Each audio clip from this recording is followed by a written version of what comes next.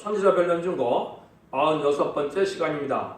오늘 스가랴 2장을 통하여 시온이 노래하고 기뻐할 일에 대해서 청량의 역사에 대해서 변론해 보도록 하겠습니다. 본장은 황폐했던 예루살렘을 청량한 일을 보여줄 때 하나님께서 친히 불성각이 되시며 그 가운데 영광이 되신다고 하였습니다. 이것은 인간 종말에 부패되고 속화돼서 신령한 계획가 없을 때 다시 세우는 역사로 청량하는 역사로 보여준 것입니다. 그래서 완전한 교회가 나타나는데 진리가 혼선되고 진리에 탈선되지 않는 완전한 다른질의 말씀을 가지고 청량을 해서 다시 성전을 복관다 이 말이겠죠. 그것은 새로운 토로, 새로운 역사로, 새로운 종의 역사로 하나님께서 인간 종말의 역사를 끝을 맺을 것을 말씀하셨는데요. 그것은 세상을 심판하고 새 시대를 이루어서 에덴 동산을 회복해 주심으로 완전한 폭락을 위기 원하시는 하나님의 뜻이 이루어지는 일이다. 그 말씀을 하시는 건데요. 이 방향을 아시고 보시면 하나님이 어떻게 구체적으로 섭리가 되느냐, 이 모략이 이루어가는 과정을 볼 수가 있고 어떻게 해야 신앙의 정로가 되느냐, 이걸 여기서 볼 수가 있죠. 그래서 본문을 통하여 변론해 보도록 하겠습니다. 1절에서 5절입니다. 내가 또 눈을 들어본즉 한 사람이 청령줄을 그 손에 잡았기로 네가 어디로 가느냐 물은즉 내게 대답하되 예루살렘을 청령하여 그 장강을 보고자 하노라 할 때 내게 말한 천사가 나가매 다른 천사가 나와서 그를 맞으며 가로되 너는 달려가서 그 소년에게 고하여 이르기를 예루살렘에 사람이 거리니 그 가운데 사람과 육축이 많은즉 그것이 성공 없는 전략과 같으리라. 여호와의 말씀에 내가 그 사면으로 불성하게 되며 그 가운데서 영광이 되리라. 중요한 것은 한 사람이 청량줄을 잡고 예루살렘을 장과 왕을 청량하는 역사로 나타났지요. 오늘 이제 다 성전이 파멸돼서 황폐되었기 때문에 새로운 성전을 짓고 새로운 성전을 짓는 것은 터를 다시 닦아야 성전을 세울 수가 있겠죠. 이것은 진리의 다림질의 말씀으로 이제 하나님의 역사가 다시 진행될 것을 보여준 것이죠. 그것은 제가 또 말씀드린 것처럼 지금까지는 그리스도의 비밀을 알리게 하셔서 이런 구세주가 누구인지 예수 그리스도의 보혈의 공로가 무엇인지 십자가도가 무엇인지 해서 하나님의 백성을 삼는 천국 백성을 삼는 일이 시작됐지만은 인간 종말에는 이제 부패되고 속화된 세상에 새로운 완전한 교회가 탈선되지 아니하고 말씀의 다림질의 말씀을 가지고 이제는 완전한 교회를 통해서 완전 역사를 통하여 죽지 않고 새 시대 가고 죽지 않고 변화를 승천할 이런 복음의 역사를 시작할 때 한 사람이 청령줄을 들고 나타난다고 그랬죠. 이게 이제 중요한 의미를 가지고 있습니다. 그런데 그 청령줄을 가지고 나타난 사람은 여기 보면 그 소년에게 고한다. 이렇게 소년이라는 말을 썼거든요. 이거를 여러분들이 잘 생각해 볼 여기가 있는데요. 그래서 옛날에 예수님도 어떻게 했습니까? 이제 누가복음 이제 보시면은 예수님도 이제 12살이 되었을 때 하나님이 이제 예수님을 들어쓰는 방법을 여기 보면은 이제 누가복음 먼저 2장 41절에 보면 그 고모가 해마다 유월절을 당하여 예루살렘으로 가더니 예수께서 12살 될 때 저희 전례를 쫓아 올라갔다가 12살이 될 때 전례를 닦는다는 말을 했지요. 옛날에 성전에 들어갈 자격은 12살이 돼야 성전에 들어갈 자격이 있거든요. 이거는 새로운 소년이었던 예수님이 하나님의 삶을 시작하는 일이 된 거거든요. 이걸 마찬가지로 여기에도 세일의 역사를 하려면 이 소년 같은 사람이 나타나야 될 것을 보여준 것이죠. 이걸 구체적으로 이제 보면 어떤 일이 됐습니까? 그래서 이제 요셉과 마리아가 예수님을 잊어버렸죠. 예수님을 잊어버려서 3일 동안 헤매다가 예수님이 어디 계셨어요? 예수님이 성전에 계셨죠. 그랬더니 예수님이 뭐라 그래요?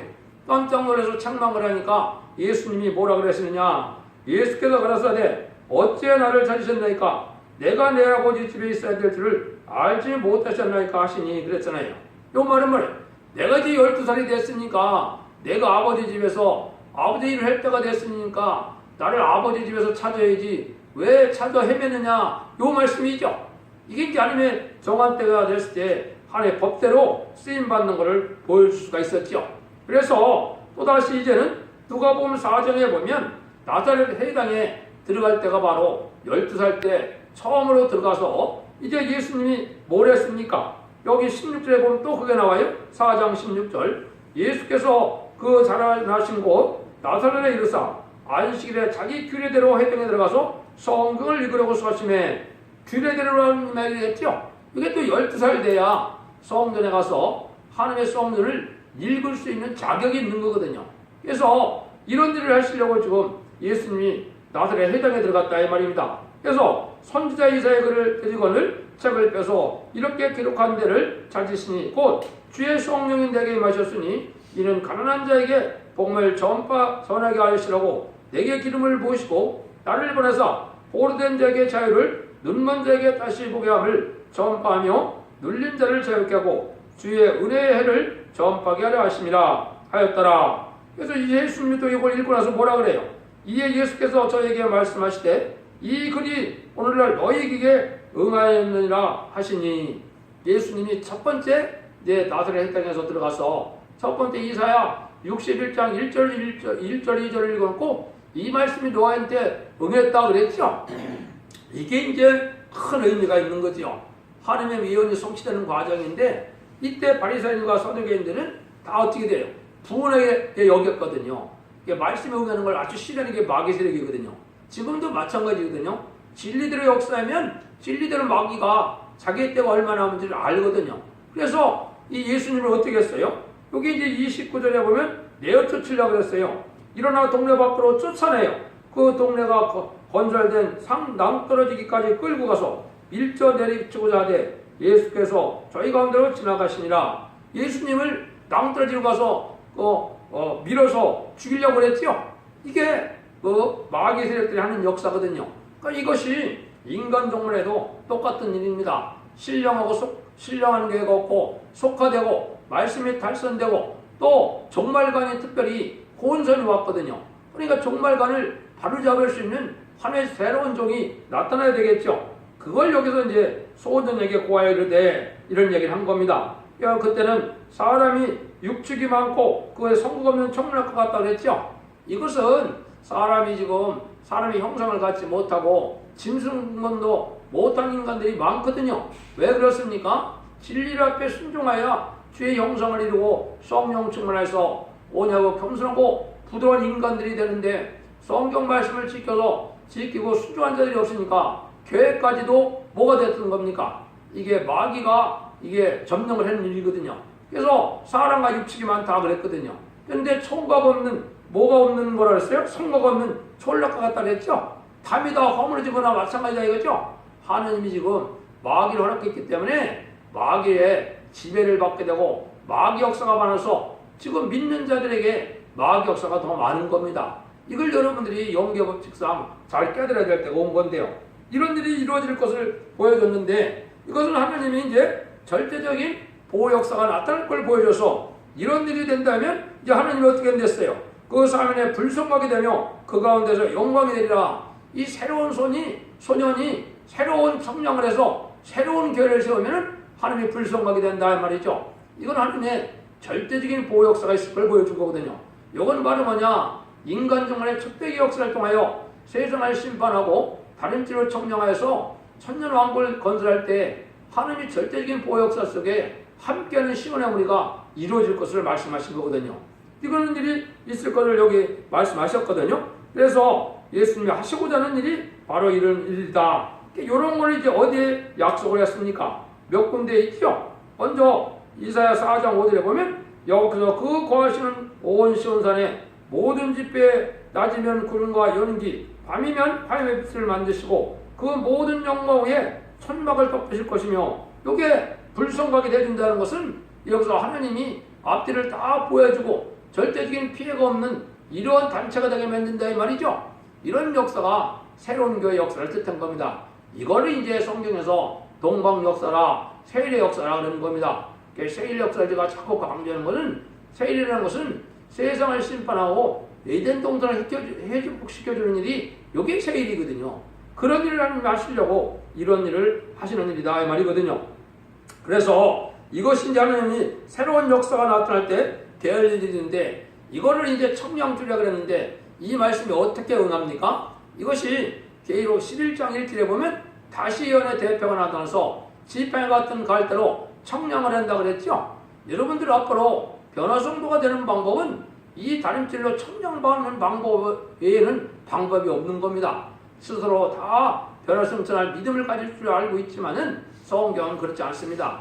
다 성령 다림질로 청량을 받아서 하나님 앞에 상달된 호소와 예배를 드린 자들이 성령 충만한 사람들은 이때 청량을 받아서 은혜가 돼서 한다는 자가 되지만은 이게 성령 충만하지 못하고 속화된 신앙생활을 하는 사람들은 이걸 듣기 싫어하기 때문에 한단체가 될 수 없거든요.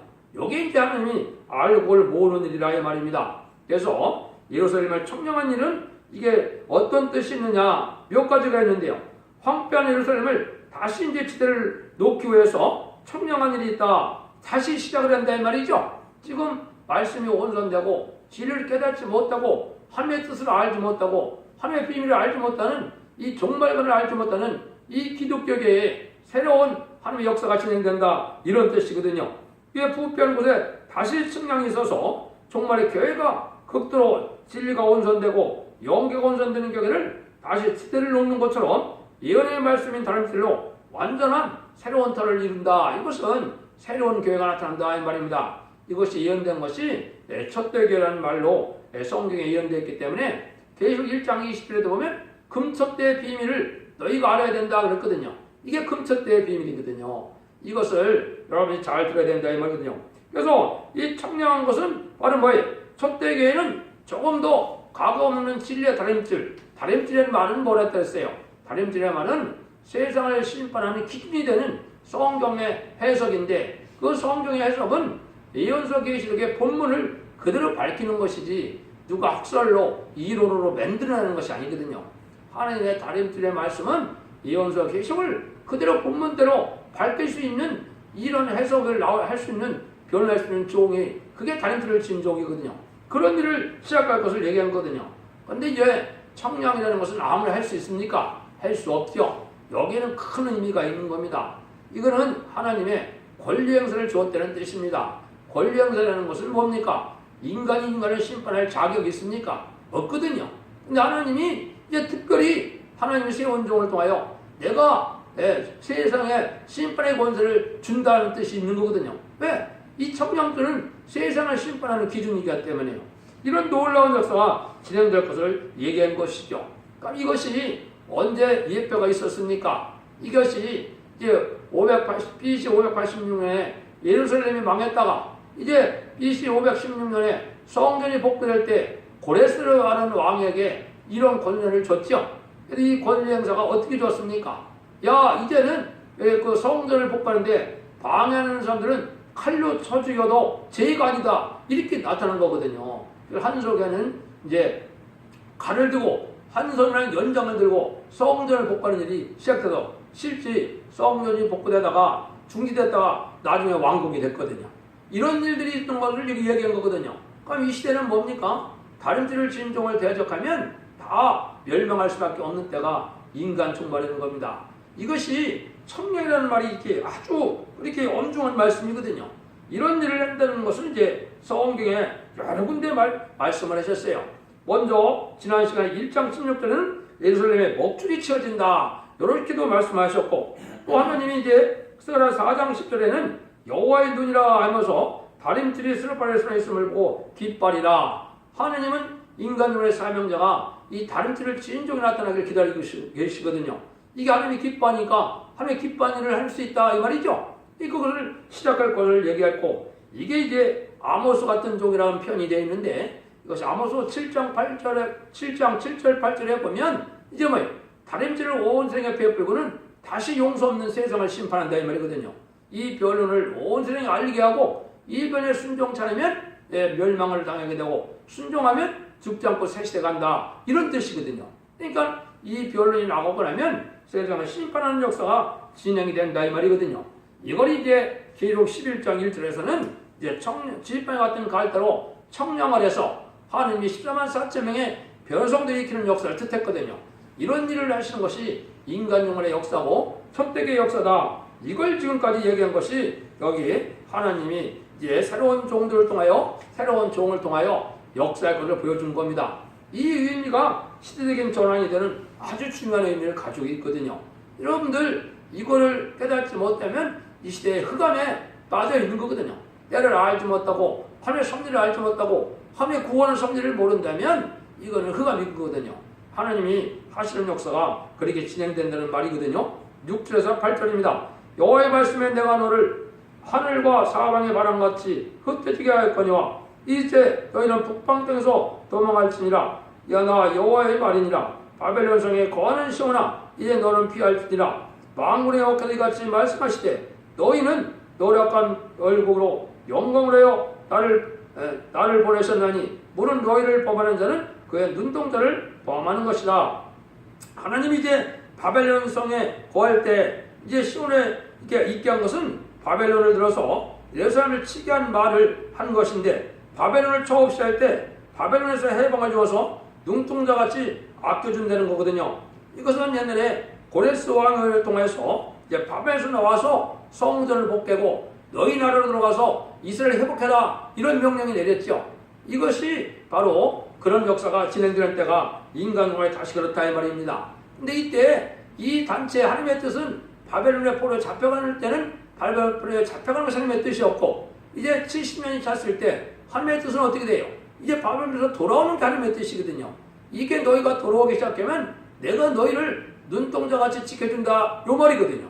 요거는 이제 인간 정원에 다시 말세의 생명자가 나타나서 이제 예루살렘을 청량하는 역사로 첫대의 역사가 진행되면은 하나님이 눈동자같이 절대적으로 보호해준다 이 말입니다. 이거를 알지 못하고 육적 이스라엘 백성들을 자꾸 눈동자같이 그런 얘기를 자꾸 많이 하거든요. 그거는 예수를 믿지 않는 사람들이 어떻게 하나님의 사랑을 받는 자들이 될 수 있습니까? 물론 앞으로 회개할 때가 오지만은 지금은 예수를 믿지 않으면 하나님의 백성이 아닌 겁니다. 이건 영계법칙의 기초인데 이걸 지금 혼선시키고 있거든요. 이것은 새로 믿는 자들 중에 새로운 하나님이 사명자를 일으키고 새로운 새시대의 백성이 될 자들을 일으키는 역사에 있을 때 그 자들을 눈동자같이 지켜준다는 것이지 속화된 기독교인이나 예수를 믿지 않는 이스라엘 백성들을 하나님이 왜 눈동자같이 지켜줍니까? 아니거든요.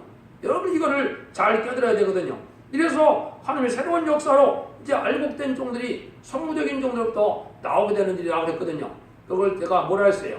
스가랴 1장에서는 그게 네 공장이 나오기 시작했다고 그랬죠. 네 공장은 네 목수인데 새로운 왕국권을 할 사명자 성부종들이 나오는 단체를 뜻했거든요.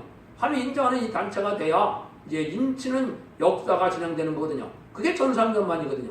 그런 작업을 하는 것이 이 청량의 역사다 이 말입니다. 그래서 지금은 이 사명자가 준비돼서 청량할 준비를 하는 때다 이렇게 보시면 됩니다. 여러분들이 이걸 말씀을 듣고 이걸 깨달아야 된다 이 말이거든요. 그래서 이렇게 해서 이런 자들은 하나님이 절대적인 이런 권리 행사를 주고 하나님께서 함께하기 때문에 절대적으로 인간의 세력이에요. 해를 받지도 않고 인간의 세력을 다 굴복시키는 단체가 된다는 걸 여기 말씀한 것이죠. 이 9절에서 11절입니다. 내가 손을 그들에게 움직인 주 그들이 자기를 섬기던 자에게 노랫거리가 되려 하셨나니 너희가 마음으로 여호와께서 나를 보내신 줄을 알리라. 여호와의 말씀에 시온에 따라 노래고 기뻐라. 이는 내가 임하여 네 가운데 거할 것이니라. 그날에 많은 나라가 여호와께 속하여 내 백성이 될 것이요 나는 네 가운데 거하리라. 내가 만군의 여호와께서 나를 네게 보내신 줄을 알리라. 이거는 이제 하나님이 이런 역사를 한 것은 세계 통일의 역사를 하는데 이건 완전한 성대 나라를 이루는 일이다. 예수님이 만왕의 왕으로 다스릴 나라죠. 이게 이제 친히 하나님께서 왕이 된다는 말이거든요.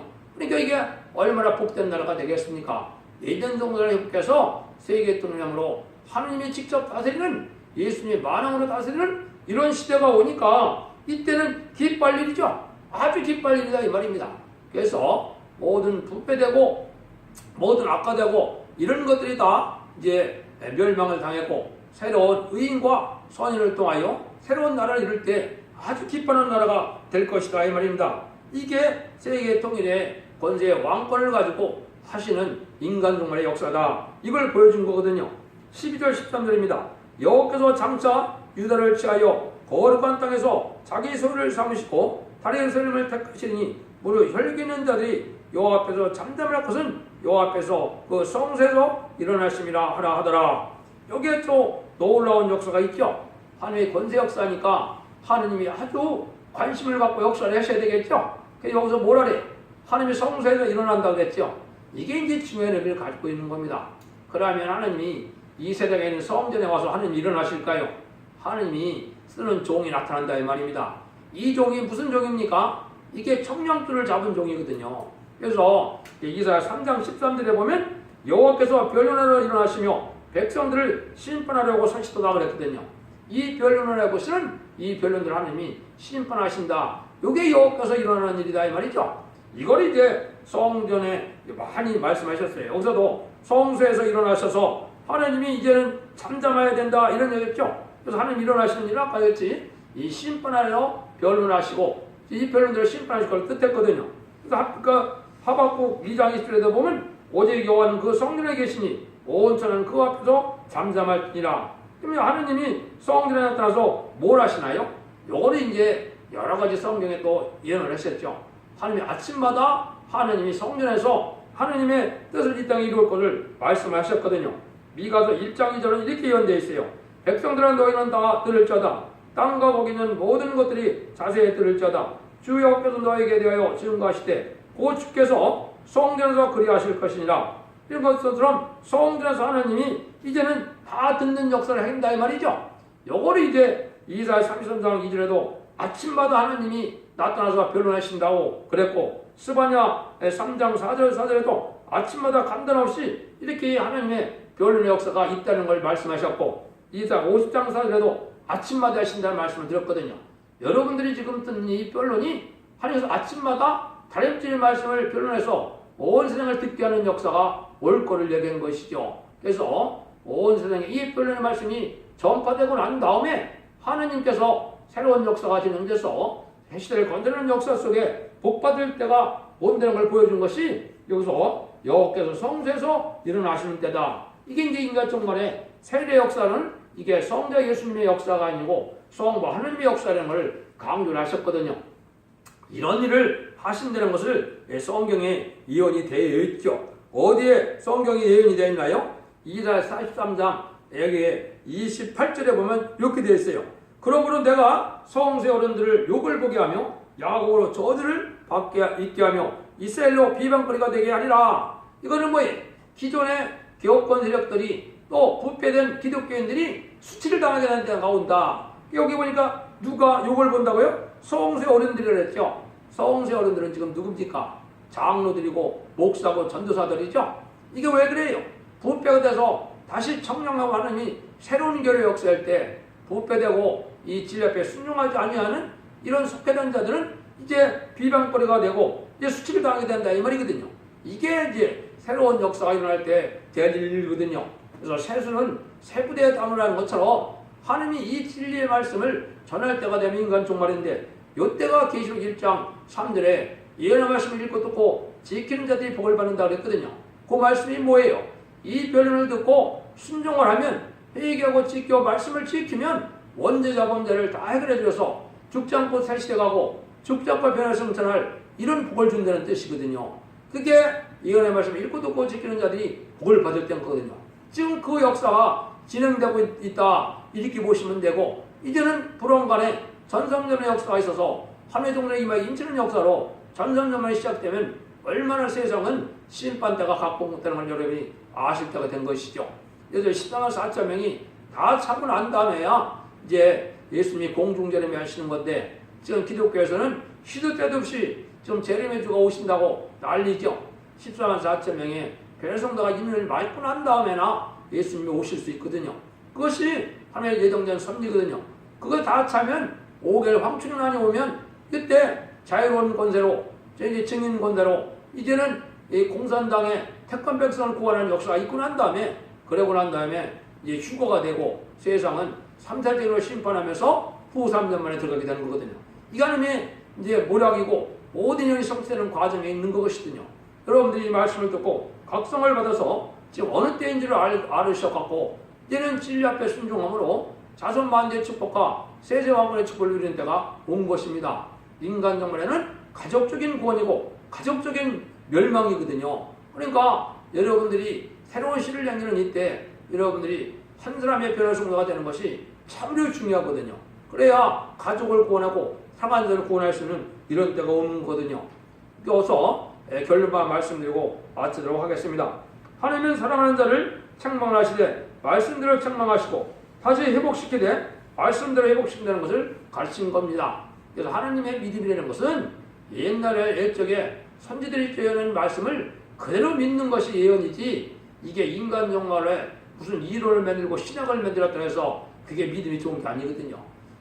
하나님의 진리의 말씀을 지켜 회개하고 이것이 하나님 앞에 간구하고 부르짖는 것이 이게 믿음의 생활이지, 이게 그냥 형식적인 종교생활을 했다 해서 이게 구원의 능력이 나타나는 것이 아니거든요. 여러분들이 진리의 말씀을 잘 듣고 분별해서 신의 정도를 찾음으로 하나님의 절대적인 보호 속에 인도함을 받아서 새시대의 복을 누리는 복된 종들과 성도님들이 다 되시기를 예수님으로 간절히 축원드립니다.